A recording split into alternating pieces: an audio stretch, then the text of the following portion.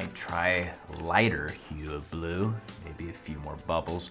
Oh, I'm sorry, I didn't see you come in there. Welcome to another episode of MUT Tips. My name is Sean Taylor and I'm from the Made Up Theater, and I'm here to present another fascinating video about a concept of improvisational comedy. So if you like the video, please like below, comment with a question you'd like addressed in the future, share the video, subscribe on YouTube, all that fun stuff. But other than that, let's get into our concept for today. Yes and beyond. So I'm not gonna linger too much on the concept of yes and, but just a little refresher for you, or maybe if you're a viewer who's never been to an improv comedy class or show, yes and is essentially the philosophy of improv, where we create things made up on the spot with no scripts. Therefore, in order for us to do that successfully, we need to agree to each other and we need to add on to each other's ideas, yes and. And you know, if you take an improv class, that's pretty much the first thing they teach you. And just like a little quick exercise that you can try out if you've never practiced yes and before, is a game that's called Remember When. Just grab a buddy or a friend or a family member and just play the game as such, where the first person is gonna say, remember when an event. You're making it up on the spot. So, remember when we celebrated my 21st birthday? And then your partner's gonna respond by saying yes and remember when something that happened within that situation. So, oh yeah, remember when we went to that bar at 3 a.m.? And then it would go back to the first person. They would say, oh yeah, remember when that barroom fight broke out? Yes, and remember when the ninjas came in? Yes, and remember when I killed one of them and I got upgraded to their leader? Blah, blah, blah. You keep going until you find some type of an end, and it's a fun way to practice creating something on the spot based on spontaneous ideas that are done through agreement, as well as support through the anding. So what I really want to talk about today is like the concept of yes and, where we're told to agree to each other and to add on to each other's idea. Do we do that all the time? And as improvisers, yes we do. But as characters though, that's when the line gets a little blurred and we can actually have a little bit more freedom, and we don't always have to say yes. So again, there's three ways to kind of approach ideas that are given to you as a character. One is simply yes and. That's gonna happen a lot where, you will positively agree and add on to an idea. The second is to be conflicted about an idea that's presented to you. Maybe it violates your moral high ground and you have two choices that are both enticing, but there's consequences possibly to both sides. And the third is saying no to an idea. And let's cover all three of those using a specific situation right now. So let's imagine right now that maybe I am a character in the scene, like I'm a high school student who's maybe struggling to fit in. And then suddenly up comes over to me Johnny the cool guy. He's got a cool group of friends that he hangs out with, and he's like the person that everybody looks up to and wants to aspire to be because he's just so damn cool. And then he walks up to me and he says, hey, do you want to join my group? And then I'm like, yeah, totally I do. He's like, all right, but here's the catch. You gotta go over there and you gotta give Franklin a wedgie. And then at that point, I have to respond to that choice. And there's three ways to go about it. Let's start with yes and. So by saying yes and to that offer, I am essentially saying that yes, I'm gonna go give Franklin a wedgie, and heck, I can add on more to that. Yeah, you know what? I'll go give Franklin a wedgie, and I'm gonna steal his lunch money too. And then suddenly I've kind of essentially added on to the idea of being kind of a jerk in this situation, or I'm gonna go bully someone. So that's a route that you can take, but that does establish you in this type of situation as probably a character that the audience isn't gonna empathize with, right? You're essentially becoming a bully. And there's another way to approach it, and that is to be conflicted. So being conflicted means that you're essentially not quite sure what you wanna do.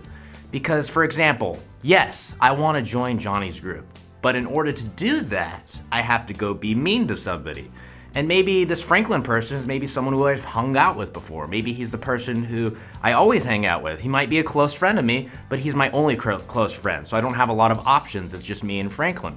But I can join with Johnny, which can give me even more friends. And maybe I can just raise my social status within the school.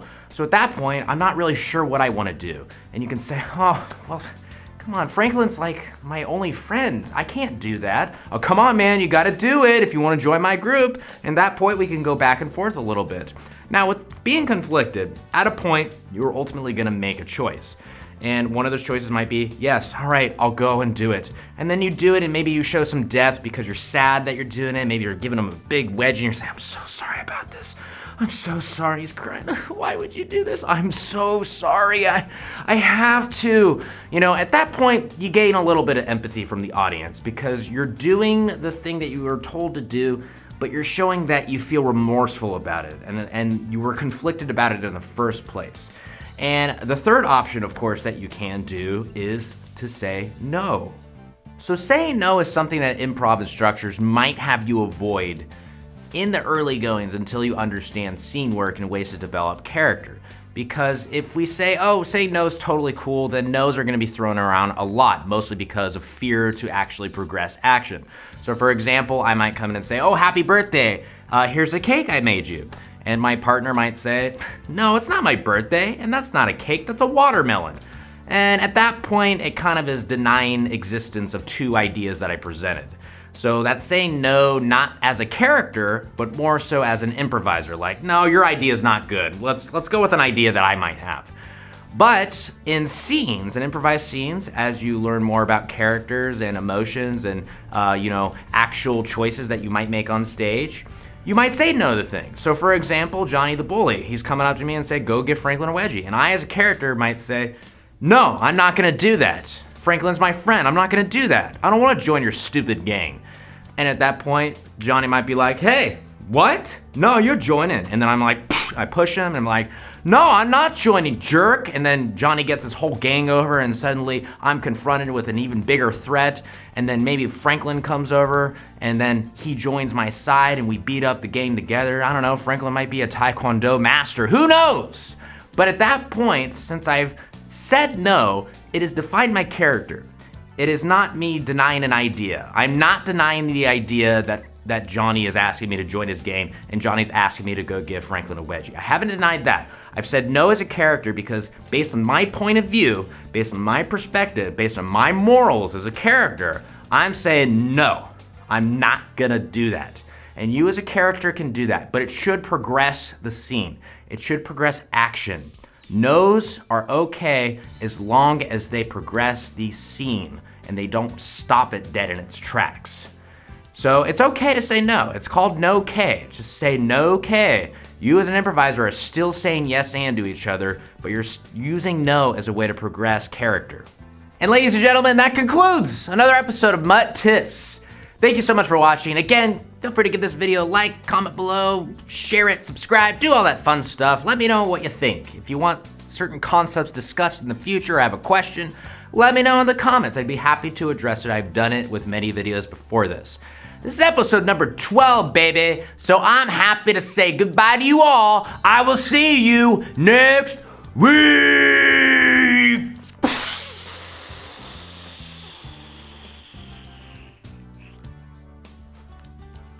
There's supposed to be an effect. Bye.